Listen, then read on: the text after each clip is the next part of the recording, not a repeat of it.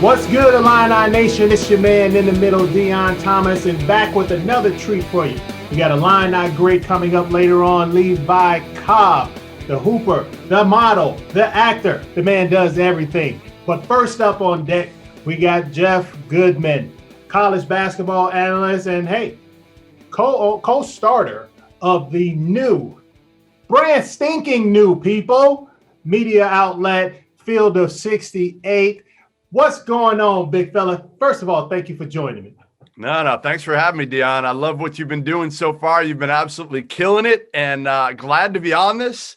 Glad to be on Champaign on Ice and talking a little Illini basketball. I don't know how fans are feeling right now. It's kind of weird, right?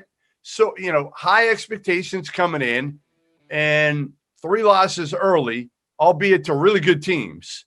But the last one coming at the rack at Rutgers, I think a lot of Illinois fans thought they were going to get that one, not understanding how good this Rutgers team is.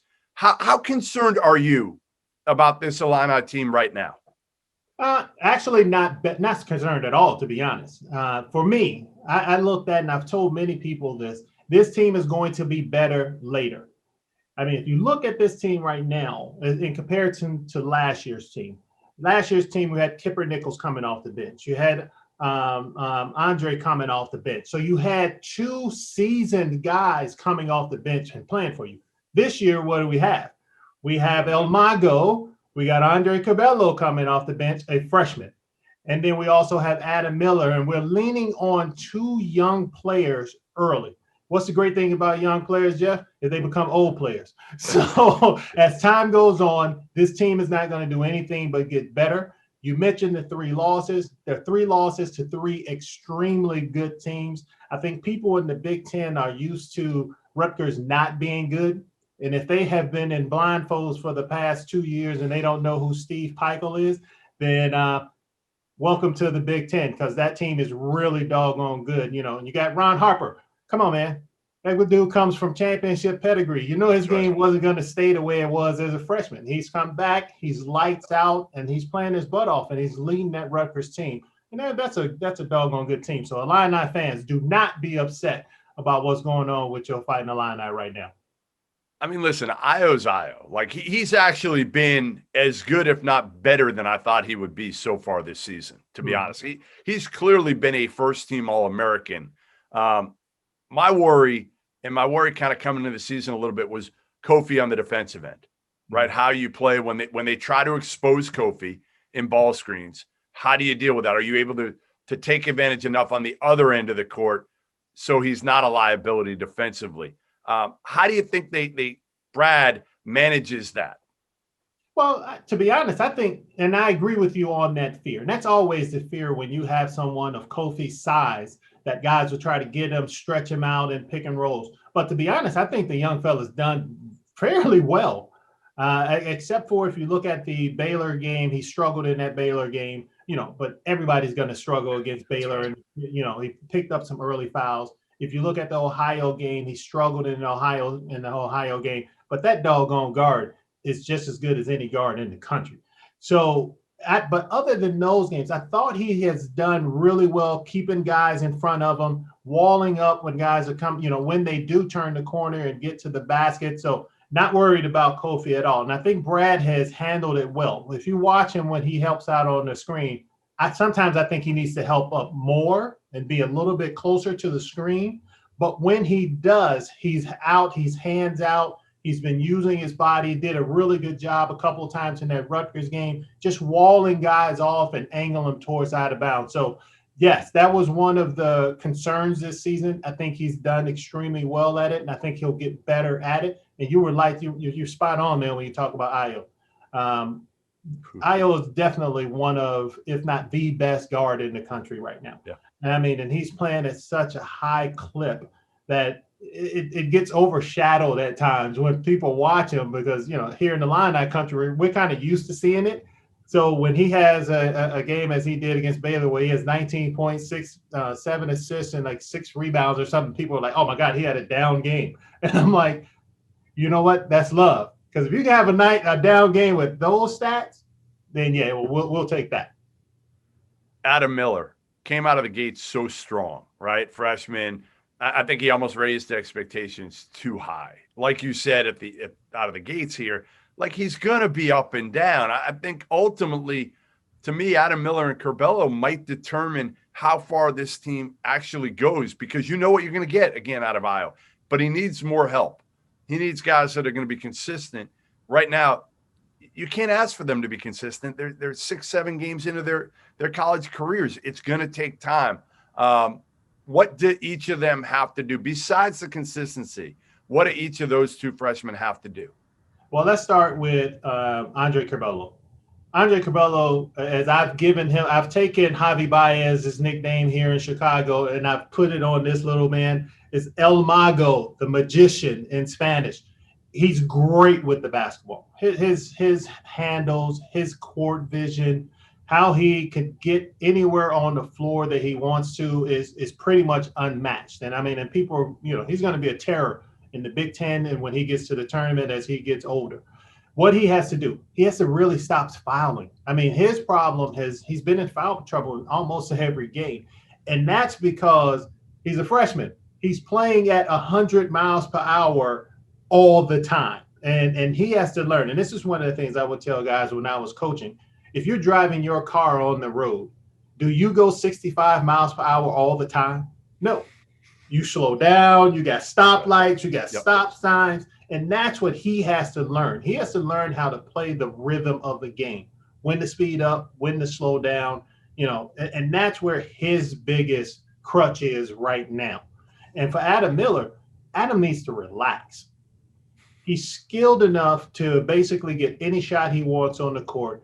He is a great shooter, so he really has to slow down and allow the game to come to him, which is one of those things. I think because of all of the press that he's gotten, everyone knows he was coming in and know how much to depend on him. He's taken that monkey and he's put it on his back.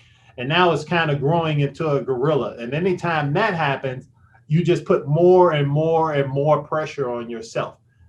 You have to do the opposite if you want to get back on track. Slow down, let the game come to you. And as I would always tell people when I was coaching, concentrate on defense and concentrate on rebounding. The offense will find you. Right. And that's one of the things that he has to do. By the way, can I tell you, off topic, Georgie might be like my favorite kid that I've ever met, ever. Like, I've never met a kid who is easier to talk to than Georgie.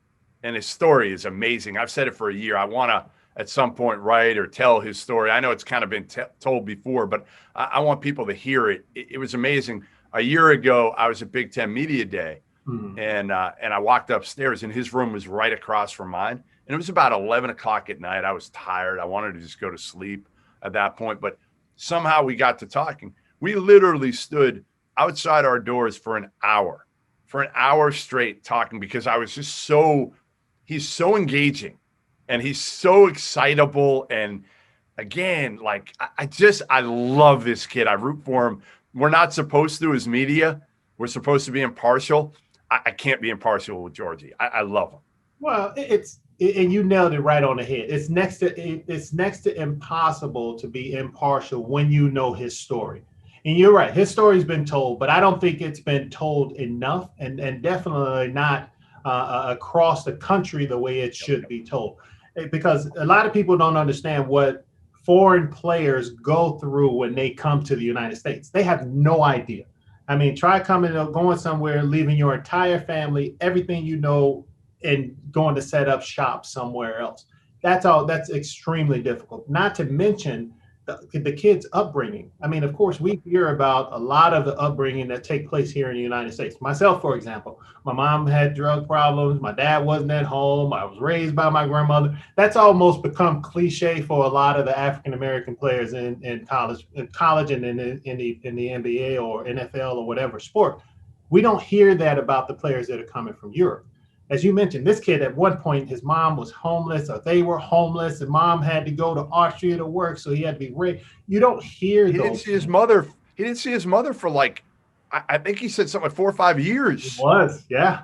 Yeah, it was like 4 or 5 years. When he came here to go to high school, and then before that, he was living with his grandparents while she had to go earn money at other places. So I mean, that, what Georgie went through and what some of those players that are coming from Africa are going through, man, we as Americans think we're tough. Man, I don't know. We'd have to question it, boy, because I think that toughness will go way out of the window. You go get dropped in the middle of Tanzania and have to figure out how to cope with basketball. All right, last one before I let you or let myself run, I guess, is the better one. There and we you get to Levi. Penn State. We didn't think this would be a big game. Like, honestly, I don't think anybody was thinking circle Penn State in University Park. Like, this shouldn't be a big game, but it is now. Why?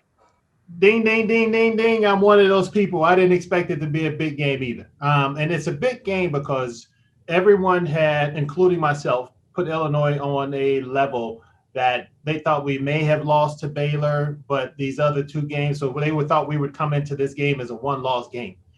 Also, people didn't think Penn State would have won some of the games that they won. They've played really well after losing a ton of talent off of that team.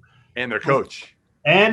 Exactly. So now you roll into Happy Valley, which is also one of the worst. I'm sure you've probably taken that trip before. It's one of the worst travels ever on the planet. For anyone that wants to go over there, don't, unless you're going to college, because it's extremely difficult to get there and get in there.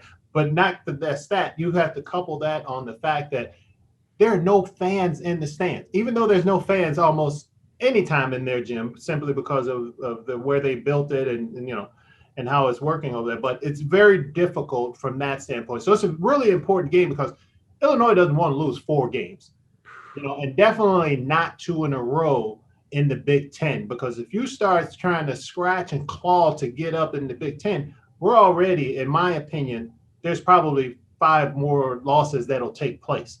Yeah. I mean, this is the best league. Yeah, it's the best conference in college basketball.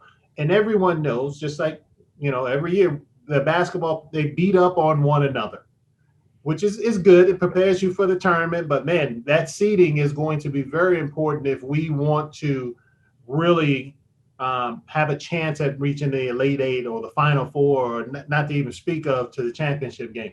These are games that have to be won. So if you lose this game, you almost have to go, win every game at home. And that is even more, that's almost impossible. I mean, in the Big Ten, it's almost impossible. So here is where you come up with, this is a must-win game. And I'm assuming that the guys will know that and understand that. Knowing Brad Underwood and his staff, I know that they're going to really emphasize the importance of this game.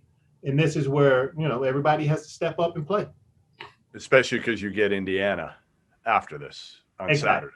So you can't go into this Indiana game kind of worried about yourself, right? And questioning yourself. You need to beat Penn State in a way that it's clear that, hey, you are still one of those teams that should be talked about for a Final Four berth down the road. Obviously, you had some hiccups here. Mm-hmm. But listen, everybody's going to have hiccups early. Nobody's going to remember what happened in the non-conference, especially Big Ten teams, because there's so many opportunities in league play. I mean, look at Michigan State. They go to Northwestern and they come back with an L and like not just a close L. Yeah. Like they got absolutely handled the entire game. So as you said, there's no days off in the Big Ten. Best league in America, top to bottom this year. Listen, it was a pleasure being able to join you here. Hopefully you'll let me do it again.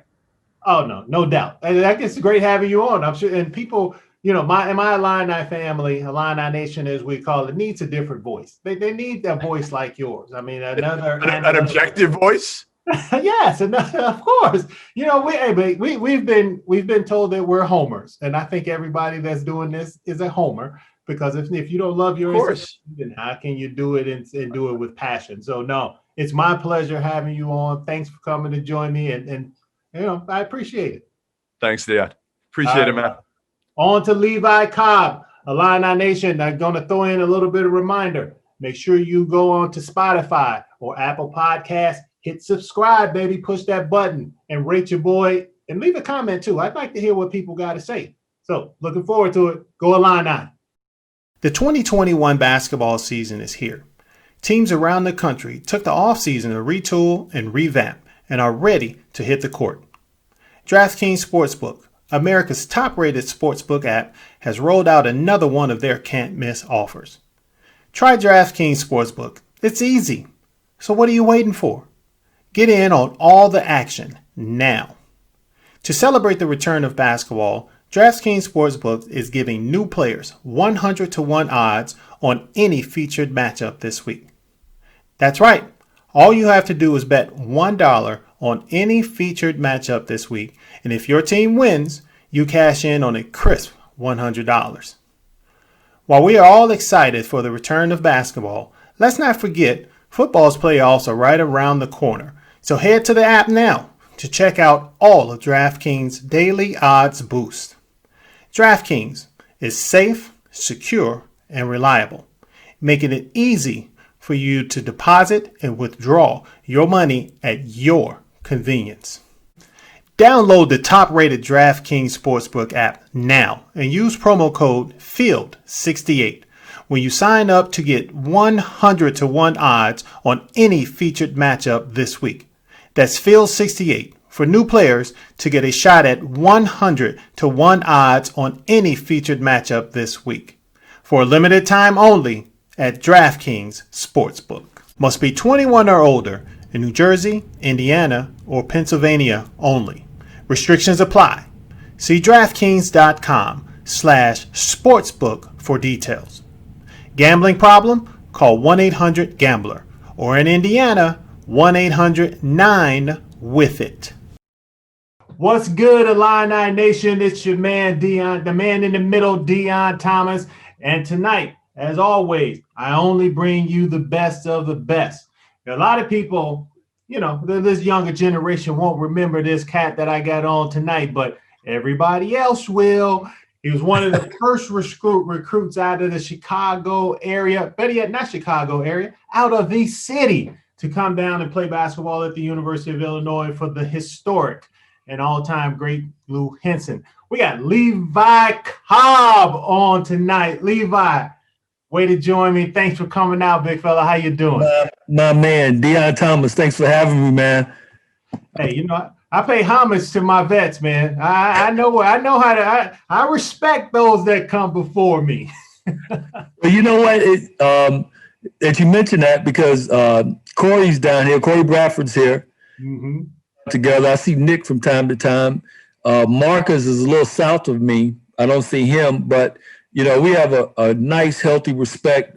Kenny Battle was here about a month or so ago. Kenny called me up. So there are a lot of guys that stay in contact with each other, and I really appreciate that. Anytime, I always say, anytime anybody can remember me, I'm blessed. Hey, Levi, let me tell you something, man. You named 4 of our all-time greats, and you are on me. And if it's not for you, I mean, we don't have the Eddie Johnsons. We don't have the Nick Andersons. We don't have the Deon Thomases. You were the catalyst that got Chicago on the map, coming up out of Morgan Park. Tell a little bit about, how that happened. What happened what took place? Was Illinois your first? Was it, one of many? And how'd you end up in Illinois? Well, it's, to really go back, Deon, I have to go back to I was a baseball and football player, to be honest with you. And when I went to Morgan Park, I didn't think I was good enough to play basketball. And I went there to play football, and I made the football team as a freshman, varsity team. I was a wide receiver. And it just so happens that, during that time when you're a kid, everybody plays or kicks around like a lunchtime. Yeah. We had some time open, and I was playing, and some of the varsity players saw me jump, and they was like, "Man, you ought to come play, basketball." And I was like, "Nah, I'm not that good, And so they brought the basketball coach out to the playground to see me. Mm-hmm. At that point, he started introducing me to my fundamentals of basketball. 6:00 every morning, he had me form shooting, and I got that down. He had me dribbling. Once I got that down, he started showing me my footwork. And then, so it was a progression. So by the time trials rolled around, I had stopped playing football because I got hurt, but I was ready to compete for basketball. And it just so happens because of the skill set he gave me, I was ready. I ended up playing varsity basketball as a freshman. Wow. And that was, that was pretty much unheard of. So it was the process that really got you into it. Like me, I was a baseball player. All growing up, that's all I did. That's all I knew. When I got to Simeon, Bob Hambrick turned me into a basketball player. I still wanted to play baseball. Now you're tougher than me, man, because I wasn't stepping on nobody's football field. It just wasn't gonna happen. I mean, I love football. I love watching it. But man, every time they run down the court, I look over at my wife. I say, "Baby, football players are special. Every time you run down the field as fast as they do and hit somebody with your head, there's some a little, I don't know. That's like short yellow bus special. And I don't know if I should be saying that on here, but yeah, you gotta have a couple screws loose. But Levi, no, but who was your high school coach at the time? Of course, you're a couple years older than me, so the coaching tree had changed over by the time I got to Simeon. Correct. Bill Warden, my high school coach, and funny thing about Bill Warden, and I'll give you a little preview to that too, as to what we're doing now. But Coach Warden played out in North Central. He's an Illinois guy, and led the country in scoring for small schools. I think back then he ended up playing. Got a letter from the Lakers. Ended up playing in a pro league that was sponsored, I want to say, by Caterpillar. Mm-hmm. Sure. But anyway, he's the guy that really taught me the fundamental game, the structure of the game. And the guys that were around me taught me how to win. And it's two different things. The guys around me gave me that toughness, gave me the mentality of team first. Coach Warden reinforced that, also. But the guys around me, the seniors that are around me, they started implementing things that let us know, say, hey, it's about team. Right. No matter how many points you score, it's about team. And then the next thing was that, okay, did you win a championship? It wasn't good enough just to score a bunch of points and to come in second. The question was, did you win the championship? At the end of the year, did you win the championship? So that, along with, the other guys on my team, Larry Smith, Jeff Berry, Eric Bowman, all these guys, we grew up under that fundamentals and that mentality of championship, not just scoring points, championship. Well, I'll tell you, and that, in my opinion, having coached 8 years, you're doing a little coaching now. That's kind of the lost art. It's for these young people to understand nowadays. It's not about the number of points you put up. It's about how well you get along with your teammates. Of course, it's nice to put up points and block shots and all of those things, but at the end of the day, it's about W's. It's about winning and losing. If you're out there and you're scoring a bunch of points and you lose the game, means nothing. Right. Exactly. And what part of what I'm doing now is to try to convey that feeling and that philosophy is the better word, the philosophy to these younger kids. Everybody sees the finished product in LeBron and Kobe and Curry. They don't understand what it takes to win that championship. During the course of a year, and this, Deon, anybody or everybody on that team will have to step up and be accounted for. Mm-hmm. You might have a leading scorer that's getting 30 points a game. Well, what if he's not on that night?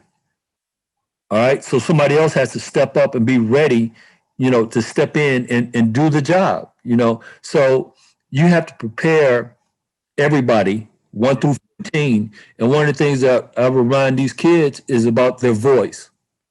If you're on this team, you got a voice. I don't care if you're the first man or the 15th man. Step up and say something when things are going wrong. Step up and cheer your teammates on.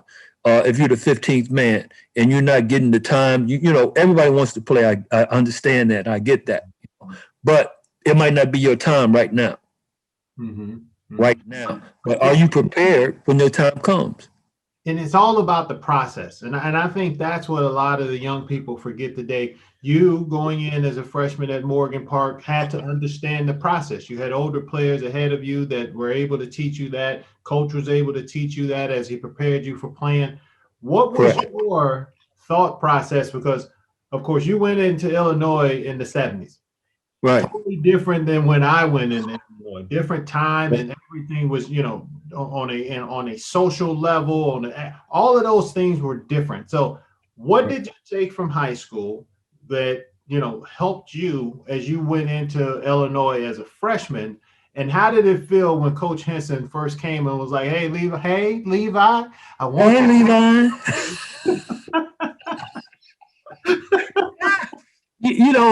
Thinking back, I didn't realize until after my freshman year, going into my sophomore year, I talked to my counselor, and my counselor said that, "Levi, you keep playing like this, you're going to get a scholarship to play basketball." And I'm like, "What's a scholarship?" I didn't know exactly that I could go to school for free, and have everything paid for.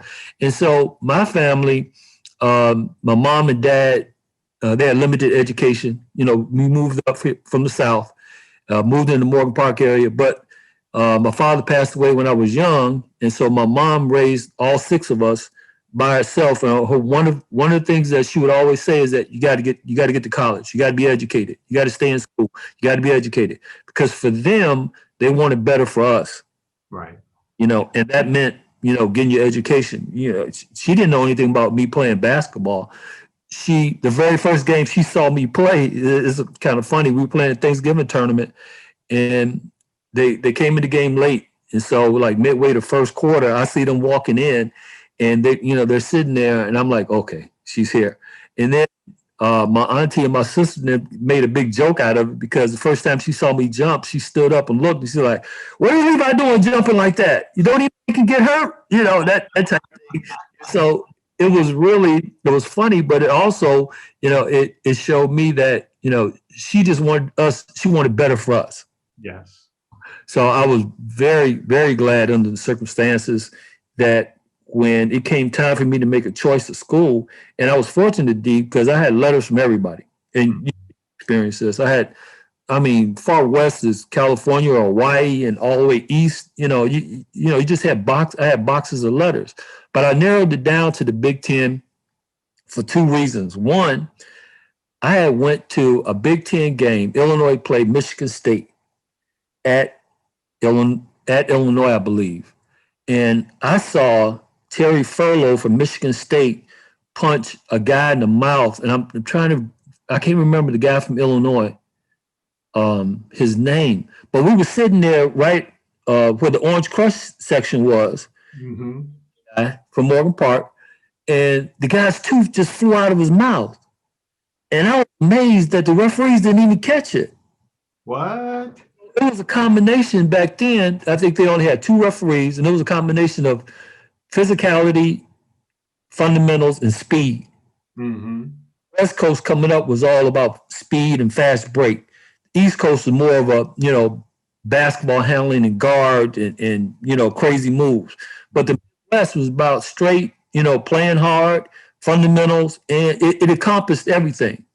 And so I was like, oh man, I got to play in the Big Ten. I didn't know where I was going to play, but I just knew, just watching, the Big Ten, I was like, man, I got to play in this. I love this style. And so I had letters from everybody in the Big Ten. Coaches would come into practice, coaches would come into, and back then there wasn't a limit on visits. There wasn't a time limit on practice. Like now, I think the NCAA only allows like 20 some hours for you to practice for the week. No. We practice 2, sometimes 3 times a day, and it was tiring, but at the same time, I loved it. I love that whole atmosphere. And if you think about it, I came to during the era where, every night, it wasn't like high school. Every night you played against a pro, basically. Was at Michigan State. Isaiah was at Indiana. Kevin McHale, Randy Brewer, Michael Thompson, they were all at Minnesota. It was like a who's who of basketball talent in the Big Ten during that era. You go back and look at the rosters, every night for me as a freshman was a learning experience, because I had never seen that type of consistent, strong, aggressive talent on a daily basis as a freshman. So I had to really, number one, you coming in as a freshman, it started in practice because I had guys that were juniors and seniors ahead of me that didn't want to give up those minutes, Right. especially to no freshmen. But being from Chicago, my attitude kind of took over because it was like, wait a minute, I'm not gonna let you just bully me, out of playing. If I'm gonna, if the coaches think that I'm gonna play, or they think I can use my talent, I'm not gonna let you fight me in practice and not retaliate. Right. So that was my mentality. It wasn't because I felt like I was so much greater or better than anybody. I just felt like I always had to outwork people. Mm-hmm. So it started in practice, really, when I got to Illinois. And then what made me choose Illinois, I had narrowed it down to Indiana, Iowa, and Illinois.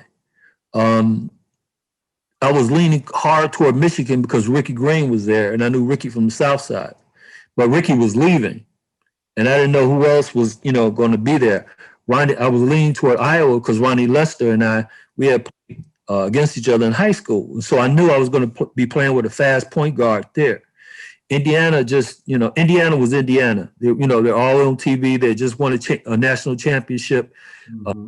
Bobby Knight came up to the school, grabbed me, and my eyes, D was like this because he pinned up against the wall, and he was like, damn it, Levi, let me tell you, if you come to Indiana, I'll make you the greatest basketball player. You can do this and blah, blah, blah. I'm sitting there, I'm looking, I'm like, I couldn't get over the fact that Bobby Knight was talking to me, hallway of Morgan Park. And I'm like, damn, this is Bobby Knight talking to me in the hallway of Morgan Park, So I was really awestruck because of that. But my final decision, Tony Yates was a big recruiter, and he was, really, he got me to come down to Illinois. And actually, Gene Bartow was in transition because Gene Bartow was leaving.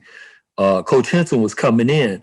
I knew Gene Bartow because he had been, recruiting me. And Artie Matthews, who was from Bloom out in the Heights, he would come by my house and we would joke and he would talk about Gene Bartow and this and that. So when the transition took place, Gene Bartow was a big part of me staying in Illinois too, because Gene told me, because I was like, when Lou Henson came in, I was like, well, who's Lou Henson? I didn't know who he was. I knew Bartow, I knew Yates, and then Henson came in. And Gene Bartow said, Levi, he said, I know you consider Illinois. He said, think about this. He said, I think you should stay in Illinois. He said, you won a bunch of championships in Chicago. He said, it would be great for Illinois basketball if you stayed, and played at Illinois. And I want to say he went to either UCLA or, God, I can't remember the college he went to when he left Illinois. But, he went on to coach, at the college level at UCLA, and I want to say UAB, but I might be wrong. But when I finally made my decision to go to Illinois, I was like, I've always loved Illinois because we went down twice in my high school career. Mm-hmm. You would see that stadium, and I know it's the State Farm Center now, but you would see the Assembly Hall, man, and nothing like that in the Big Ten at all. I know that feeling. Lit up. Yeah, I mean, this thing was lit up, Deon. The light, it looked like a big spaceship, and you go in there and visiting as a high school kid, the people were just going crazy nuts for basketball, and I'm like, oh my God, this is great, And so we had everything was in place. And then on top of that, I started thinking, okay, if I come down here from Chicago to Illinois, I'm close to my family. Mm-hmm. Illinois hadn't had a winning season in so long that, we get the right pieces and we start winning, hey, we can get them championships, and that's what I was used to. Well, I'll tell you this, that for Coach Bartow to tell you to stay, that was huge. But for those that are listening that don't understand, a lot of the people will remember Jimmy Collins, they'll know what Coach did. before Jimmy Collins got there, Tony Yates was Jimmy Collins. He was a big time recruiter, did a ton of recruiting in Chicago, brought down some great guys, including yourself. But so you were there. Coach Henson comes in. You guys get a chance to meet and talk. How was your 4 years at Illinois? I mean, I know, like all players, there's some ups, some downs, some things go great, go bad. But how was your experience during that 4 years in Champaign? It was up and down. To be honest with you, it was up and down. I talk to kids now about embracing the process and understanding your role. Mm-hmm. Main things that I talk about, because when you come in and you're highly touted and you have these expectations of winning championships and maybe, going to the NBA and helping your family and doing this and doing that, that doesn't always fit into the plan of where you are. Right. And a lot comes into play that goes along with that. Your teammates, where you playing, if you're playing, the rotations, injuries, coaches' ideas, who they bringing in next. There's a lot of stuff that goes on. So I wasn't aware of all of that. Only thing, my main focus was that, okay, get to the championship. Mm-hmm. What does it take to get to the championship? What does it take to get to the championship? Because that's how I grew up. That's the only thing I knew. And anything less than that, to me, was like, okay, I didn't complete the mission. Right. We didn't complete the mission that year. So some of it was good, some of it was bad, Deon. I am proud of the fact that, I played all 4 years there. I stuck with it. In my senior year, we were the first team to go to a postseason tournament over 30 years. The governor, came in. Everybody came in, was congratulating us. The excitement was, we helped to build the excitement to the program. Mm-hmm. Mm-hmm. Other players wanted to say, like, wow, okay, well, maybe Illinois can win basketball. So I took on a whole different frame of mind from player to, okay, now I'm an alumni. I still want you guys to win. I still rock the orange and blue whenever I can. We had practice today, and I had my Illinois sweatshirt on, because it was a little chilly down here. And one of the guys come up to me, man, where'd you get that? I said, what do you mean where'd I get that? I played there. Another kid came up and said, oh yeah, Illinois beat Duke. I said, damn right they did. They, played ball in Illinois, like that. And so it's exciting for me to, watch the guys who are playing now. It was, Deon, it was exciting for me to watch you play.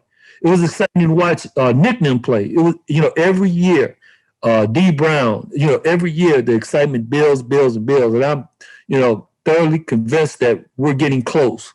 Yes. We're getting close to that national championship. I always joke and say in my lifetime, I've seen the Sox win, the Cubs win, the Bears win, and the Bulls. I said, now we need to get a national championship at Illinois some way, somehow. Yes, sir. I'm with that. you and I are in the same boat on that one, boy. Coming out of Chicago, of course, you were the catalyst to get a lot of guys to go down there, from Eddie Johnson all the way up to today. And today, you got two Morgan Park kids. I mean, Ayo Dosunmo, pulling his name out of the NBA draft, coming back, has elevated his game, his leadership abilities, his stock. I mean, I've listened to some people talk on TV. They're saying he's the #1 point guard in the country right now. And now you have the freshman coming in after him. Of course, Adam is originally from Peoria, but he graduated from Morgan Park. What is it about, one, what Nick Irvin and the Irvin family were able to put together at Morgan Park, started with the legacy of you and others that had come through there. And now we have those guys in Champaign. I'm sure you've seen them play.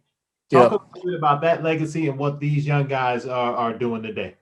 I've watched Ayo. I've been to Morgan Park when they've done workouts, and watching him from when he first left Morgan Park to where he is now. Not only has he made his body, into an NBA style player, but his IQ has really impressed me. know, he has matured over the years, and you can see the development of him analyzing the game while he plays. Yeah. You know, it's not just about how high you can jump, and I say this all the time. It's not about how high you can jump, how fast you can run. Those attributes help, but can you think the game? Can you process the game? You know, while coaches do a great job of getting you organized and practiced, and developing your body, and film, all of that stuff. Okay, after all that, you still have to go out and play the game, and you have to make game time adjustments. Exactly. One of my favorite things that I tell these kids now is read and react. Read and react. I can't always tell you what will happen because the game is constantly moving, but watching him, you can see his maturity and development, development of his IQ, and I think that's going to take him, to the next level. That he really be able to stand out along with everything else that he's doing. He's going to be able to stand out. Now, Adam Miller, that boy is a hell of a shooter. Yeah. I watched the other day. He can light it up, and I think I'm hoping that, he stays around. He works on his body and he develops, his IQ. But I'm not mad at any kid if their stock is so high that they can go into the NBA.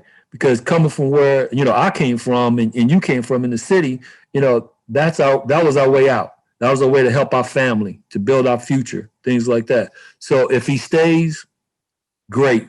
If he decides to go, God bless him, with some luck in whatever he decides to do. But he's got the skills to shoot it. Yes. In a couple of years, he works on his body. I think he'll be a hell of an NBA shooter. I agree. I mean, and that's another thing. I mean, he's highly skilled now, Adam Miller, that is, as you mentioned, but he does have holes in his game. But Correct. See where he is as a freshman compared to other. I tweeted out during that first MTE tournament, well, not tournament, but first set of games that they had at Assembly Hall, State Farm Center. Right. And what I said was, you guys may be looking at the freshman of the year in the Big Ten. One, Correct. because he has a high basketball IQ. Correct. And I believe once he understands the speed of the game and how to play the game on a Big Ten college level, he's going to be right there at the end for that freshman of the year honors. Correct. I believe so. I've watched a couple of other freshmen play since the basketball season started, and it takes not only his talent and his IQ, but the players around him. Your teammates have to believe in you. Your coaching staff they have to put you in a position to be successful out there on the floor. And then they have to give you the confidence to go out there to, a lot of times, you run into kids that don't want to make a mistake. Mm-hmm. They're so, and I've actually pulled kids out of games, Deon, because they're looking at me on the bench or worried about the next. And I was like, son, I will pull you out of this game if you don't shoot the ball. Yes, sir. Look at me. Go play. If you make a mistake, I will tell you made a mistake. But you can't play with one eye on the bench. Go out there and play. If you make a mistake, be strong enough to learn from that mistake and come back, even better. So I think for Adam and any of those guys on the team, watching them play Duke the other day, I noticed they might have went 8 or 9 deep. Yeah. And there's a good chemistry along, with the team. And I'm big on chemistry and attitude and body language and things like that. So I pay attention to that. Now, the details, because I watched when they played Baylor, they've gotten a little bit better defensively. Yes. Because Baylor, I was looking at the Baylor game and I was like, damn, Baylor has too many lanes to drive. They get into the basket too easy, or they get into what I call practice shots too easy. Mm-hmm. Weren't really helping or switching. The timing was not in sync, in my opinion. Right. But in the Duke game, you saw a little bit better rotation. You saw them, other than some long rebounds that they didn't get, and my philosophy is, you got a shooter, make him a driver. You got a driver, make him a shooter. Yeah. Those little things like that, which I think they will get in time. It's, still early in the season. Mm-hmm. I put some stock in these preseason games, but you know me, I'm a Big Ten guy. So, you win the Big Ten, you done something. Exactly. Well, see, and that's one of those things when I look at this team, a lot like you, this is what makes this team special. I think they're ahead of the curve right now with so many things that they need to get better at. They're still ahead of the curve. Correct. They have to continue to work on communication, defense. Correct. Freshmen have to grow up and learn how to fit in and be consistent. Correct.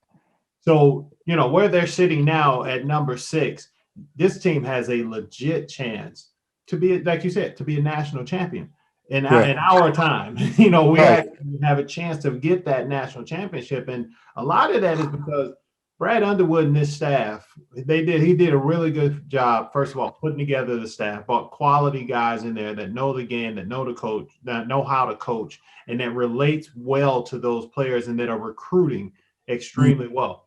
And you can see now, Brad has kind of shifted a little bit. He was fiery as his first 2 years. You can see it now last year and this year. He has older players, so he doesn't have to be as fiery because the players are policing each other. Correct. And that's what happens when you get older players.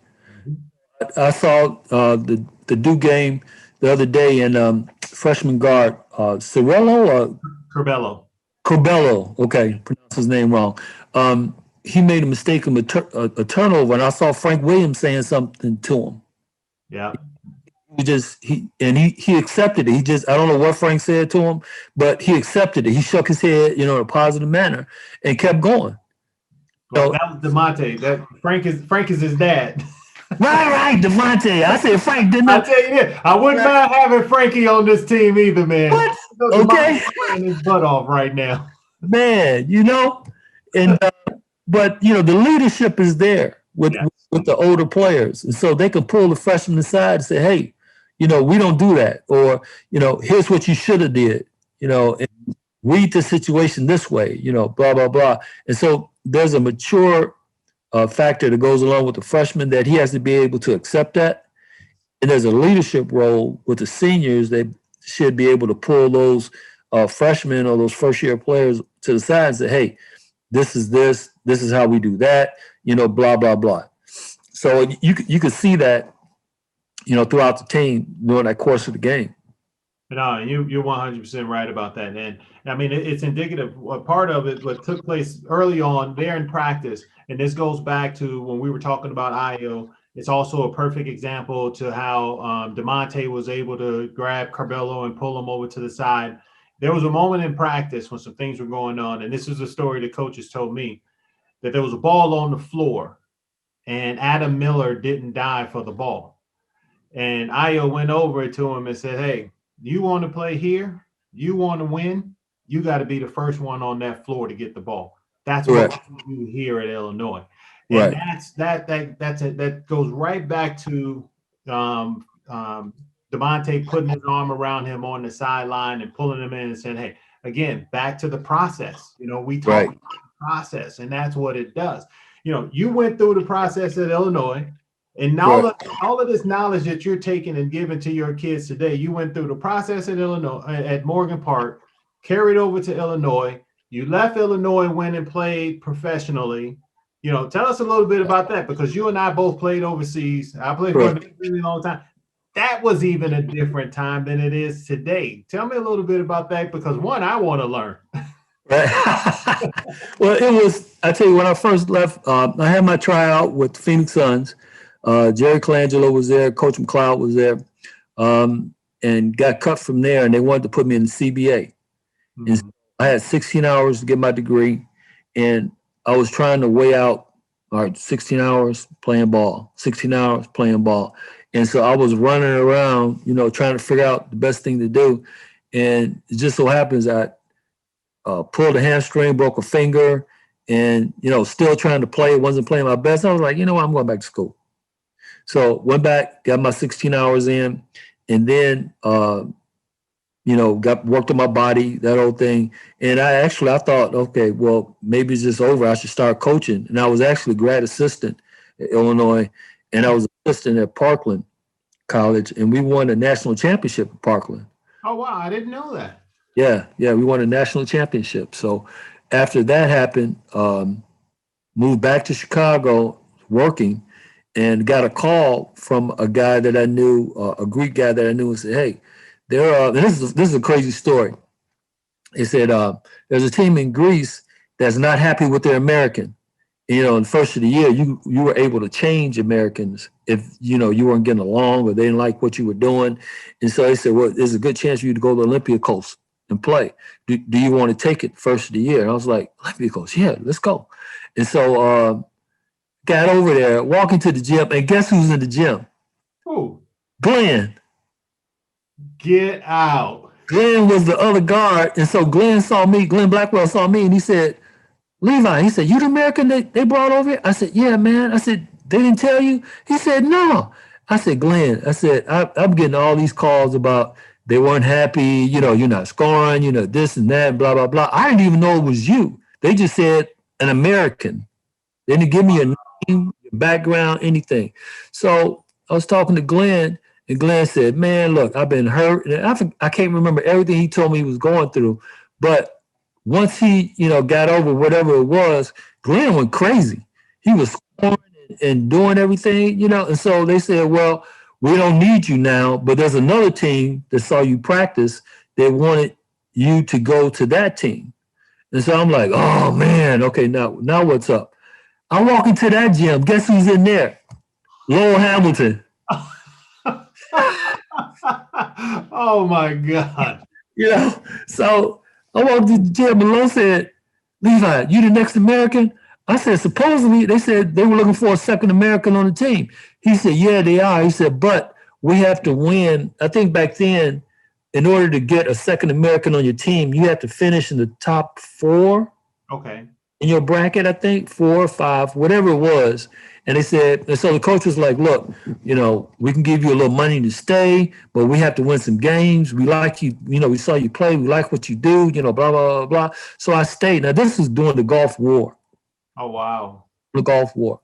And so I stayed, and I was in practice with Lowe just about every day.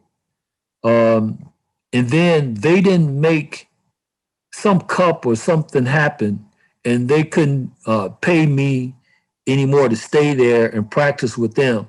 So I met with another agent over there, and he said, "Well, we know your girlfriend is playing for Panathinaikos, and they don't need," because they had Antonio Davis at the time. Mm-hmm. Another American, I can't think of the other American's name. They didn't need anybody. He said, "But if you stay here and get married to a Greek girl, we can give you citizenship, and you can do this and you can do." I'm like, I don't think I want to do that, because now you're talking about messing with my citizenship and this scheme you got going. I'm like, nah, I think I'm gonna go back home. And the interesting thing, Deon, and I always point to this, especially now during this climate, we're sitting in the square, and the agent, and I told him, I said, "No, I don't think I want to do that." I said, "I think I'm gonna go home." His response to me was, "Why do you want to go back to the United States? They don't even respect you." I said, "What?" He said, "They don't like you as a black man." And he said, "At least here, we can do this for you and that for you and blah, blah, blah." I said, "Look, that's my home." I said, there's a lot of things we need to work on and need to be corrected." I said, "But that's my home." I said, "I'm not giving up my home to play ball." Right. I said, that's irrelevant. Yeah, they might not respect me like you think they should, or maybe like I think I should be respected, not as a basketball player, but just as a black man. I said, "Yeah, we have a lot of different issues going on."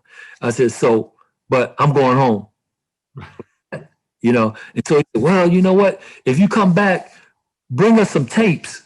I was like, "What?" He said, "Yeah, we need tapes of God, who was in North Carolina at the time? Dean Smith, and they wanted tapes from, You wanted coaching tapes. yes, they wanted coaching tapes. They wanted videos. They wanted everything. And if you look at it, because, I think back, even when I was in practice, practicing with those teams, those players wanted me to show them certain things, Wow. footwork. And these are guys are playing at, the highest level. Footwork. How do you get that jump shot off? how did you get, blah, blah, blah. And a lot of those guys is like, man, you're only 6'5". How are you getting your shot off? Man, how do you do this? How do you do that? Well, it came from one, back to my fundamentals and learning, being patient, and two, the whole attitude that I was brought up with in Chicago. Mm-hmm. And so I would take times like, I don't care, I'll show you. So we stay after practice and I would show them, what I was doing to get my shot off. Wow. So yeah. You were a coach, and you were a coach before you were a coach. Well, after you were a coach, before you were a coach, you were just always a coach. And it's so funny for the Illini Nation that may not know this. Glenn Blackwell is one of the best guards to play at Illinois. Correct. Hopefully I'll be able to get Black on this phone call because I know he has a ton of great stories. And Lowell Hamilton, of course, you'll all remember from the Flying Illini team. He was the starting center for that Flying Illini team in '89. I mean, so you'll all remember Lowell, of course, and another person that I have to have on here. But that's amazing that you would walk in the gym and those two guys are in the gym. And I'll tell you this, Panathinaikos and Olympiacos, for those that don't know, two of the absolute best teams in Europe. Correct. Then as well as today. Just really professional organizations and do things the right way. I played in Greece for a short time and told myself I would never go back to play in Greece unless it was for Panathinaikos or Olympiacos because the rest of Greece does not do business like they do. Correct. But you go on, you play there, you're there, you end up, you end your professional leg of your career. How did you get into modeling, acting? That's two different, that's two totally ends of the spectrum, man. I mean, you hoping, you coaching, and not taking pictures for a living and standing in front of a camera. Well, this is crazy because once I left Greece, I came back to the States, and then I ended up in Australia. But, whenever I would come home, I had a good friend of mine, Don Talley. And Don and I used to always work out together. Don was a model and an actor. He lives in California now. And so Don kept telling me, Levi, man, you can make money while you're here. You can make money. You don't have to do is just, do this modeling thing. You sell these products, blah, blah, blah. I'm like, Don, come on, man. No, not me. And my mentality was like, look, I'm an athlete. I'm not a model. I don't look good. I'm not that, that guy. I always thought of models as, that chiseled guy, that those features, all that. He said, no, he said, Levi, there's something for everybody. He said, you might not get every job, but there's something for you. And so he took me after we worked out. I want to say we worked out at East Bank Club. He said, come on, man. He said, I want you to meet my agent. So we went downtown and Stewart Elite Talent Agency. That's the first company that gave me my job, agency that gave me my job. And so I went in and the guy said, oh, yeah. He said, you play basketball? I said, yeah. And he said, okay, yeah, we'll sign you up. And so I said, okay, cool. So I left out of there thinking, and Don said, don't worry about it. He said, he'll call you when something fits your category. D, how about a week later, I get a call, and they're asking me if I could stand in for Michael Jordan. Get out. What? He said, yeah, can you do stand-in work for Michael Jordan? I was like, yeah, I can do stand-in work for Michael Jordan. And so they brought me in. It started off with Wheaties. And so they would bring me in, and, my full 8-hour day would be them fixing the lights, my stands, my poses, my clothes, everything around me. So when Mike came in, it would only take him 45 minutes to an hour. They would show pictures and go, hey, Mike, this is what you want to do. Hey, Mike, blah, blah, blah, blah. Boom, boom, boom, boom, boom. And Mike was out. So I started off doing stand-in work for Mike, and we went from there to Gatorade, to Be Like Mike, If I Can Be Like Mike, commercial, that whole thing. And what I really, enjoyed and found intriguing was I got a chance to sit and talk to him because one day we were shooting, I think it was a dream sequence for Wheaties or something. And the director and producer, I had just finished my day and Mike was coming in. And so the director was like, okay, we need to have all this on point. Mike is really, he's upset. He's got a lot of stuff on his plate, blah, blah, blah, and all this. Mike came in and shot, and back then we would shoot film and print at the same time. Or, you would go shoot the commercial, and then the print guys would be right next door and say, okay, Mike, come over here. Then, let's do this print real quick. And so Mike came in, and he had the flu or something. And he was like, okay, come on, I got to go. We got to go. Mike came in and did his shoot, left, went to New York and dropped 55. So the next time I saw him, I was like, Mike, come on, man. I'm like, how do you, what is your thought process? I want to know, other than, seeing the great, MJ and all that, how do you think? How do you prepare? What are you doing to get yourself ready to go play against Patrick Ewing? And you drop 55 when you sick. He said, Levi, he said, I'm having fun. He said, all this other stuff is work. He said, the commercials, the this and that. He said, I'm out there. He said, I'm relaxing. I'm having fun. He said, those are the best 2.5 hours that I can have. I said, Mike, I said, it's got to be more than just having fun. I said, I remember when I was playing ball, I didn't want to talk to anybody. Yeah. I would get pissed off, and I would go to my room, or I would go listen to music, and I would walk to the stadium mad. I would get dressed mad. I would sit down, and I couldn't wait for Lou to say, all right, go hit the court and go warm up, because it was like, don't talk to me, don't bother me until I see that guy that I'm supposed to stop. Right. My assignment, I see the team that I'm supposed to beat, and after the game, I was cool, but leading up to that game, Deon, and my whole preparation, it was like I had one single thing in mind, and that was to beat the guy in front of me, beat that school in front of me, beat that team in front of me. And so I'm asking Mike, I was like, man, how do you concentrate? What is it that you do, to get ready? You came in here, you were sick, you were short, you were this, and, then you go up to New York and drop 55. He said, Levi, I'm relaxed. He said, the other stuff is business. He said, that's what I'm working at. He said, but basketball, he said, I'm relaxed. He said, I can go out there and do what I do. So I was like, man, I was really appreciative, and just to hear him talk about the guys in the league. He really respected Kendall Gill, because he said Kendall Gill was one of the hardest working guys in the league. Yeah. And he used to talk about guys that didn't work hard. He didn't understand that. This is your craft. This is what you do. I don't understand, not working to be the best, or not working hard, to be the best. Right. Well, I'll tell you this. You and I share, and I think this is a Chicago thing.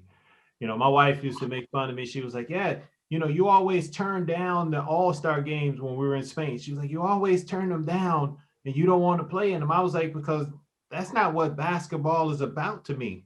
I can't go out there and be laughing and joking with the guy that's in front of me.